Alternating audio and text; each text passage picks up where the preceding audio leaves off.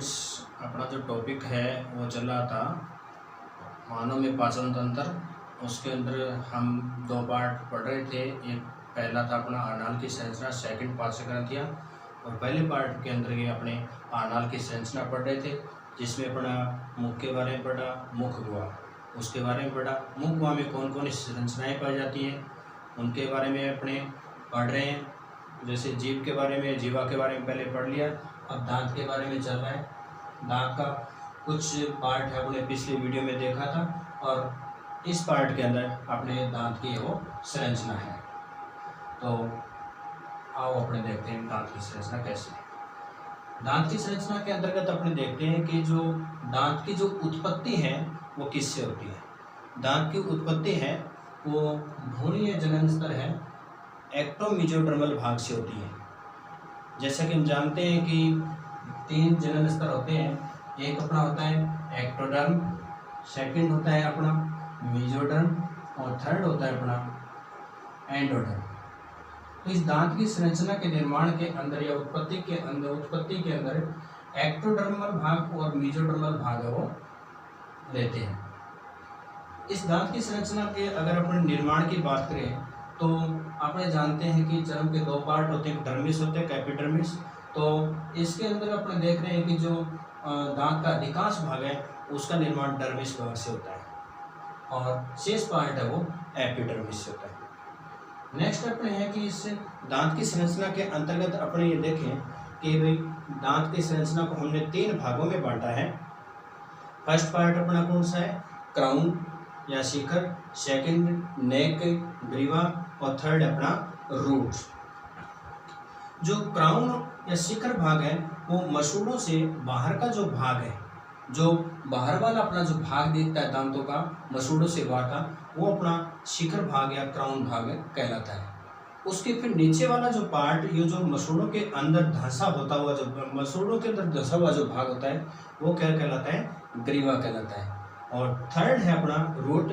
Root जो नीचे जबड़े की जो अस्थियों के अंदर जो गर्त के अंदर धंसा हुआ जो भाग है वो अपना क्या कहलाता है, रूट या मूल पार्ट कहलाता है, जो कि सीमेंट के द्वारा है इस जबड़े की अस्थि से वो जुड़ा हुआ होता है।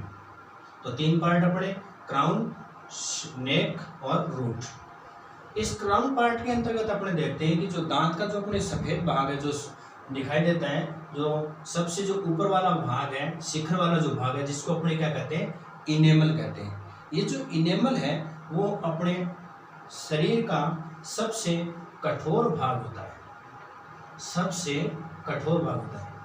ये जो इनेमल है वो बना किसका होता है, ये इनेमल है वो कैल्शियम कार्बोनेट एवं कैल्शियम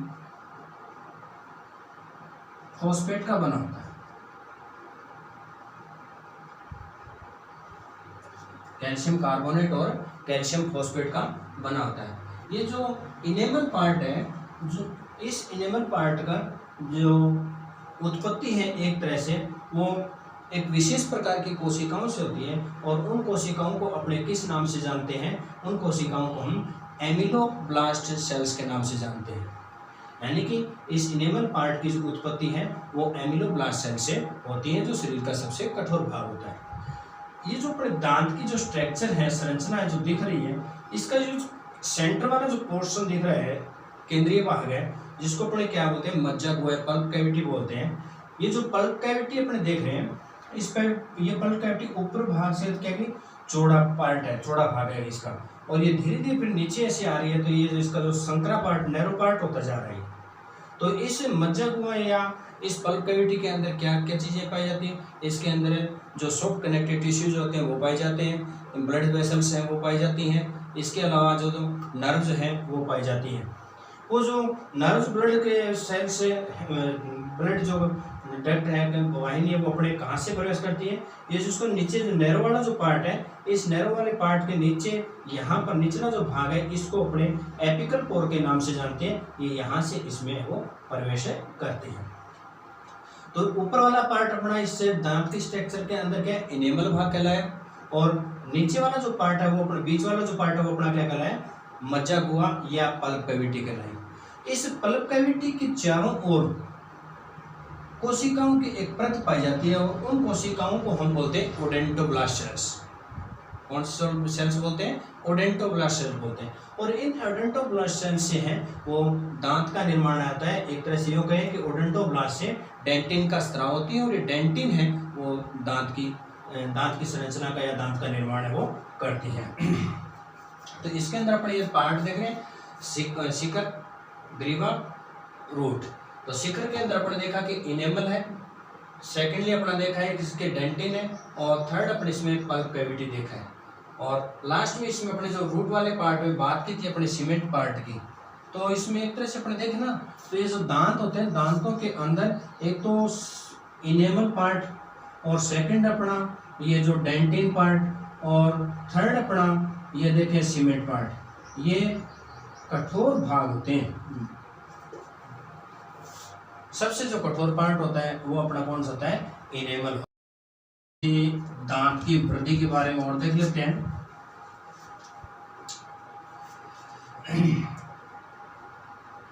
दांत या दंत की वृद्धि। दांत की वृद्धि है वो दंत कोशिकाओं के द्वारा होती है, जिनको अपने ओडेंटोब्लास्ट बोलते हैं, ओडेंटोब्लास्ट सेल्स। इन ओडेंटोब्लास्ट सेल्स के द्वारा ही तो डेंटिन का स्राव होता है, डेंटिन का स्राव होता है, जिससे कि दांत का निर्माण होता है।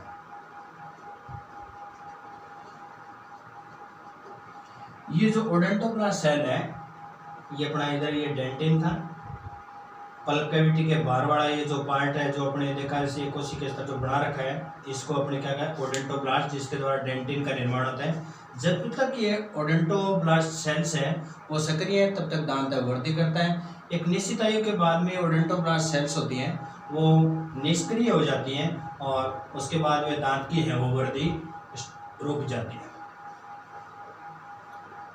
तो आज के टॉपिक में अपने दांत की संरचना का अध्ययन कर रहे थे जो कंप्लीट हो गया। नेक्स्ट टॉपिक नेक्स्ट वीडियो में, तब तक के लिए थैंक्स।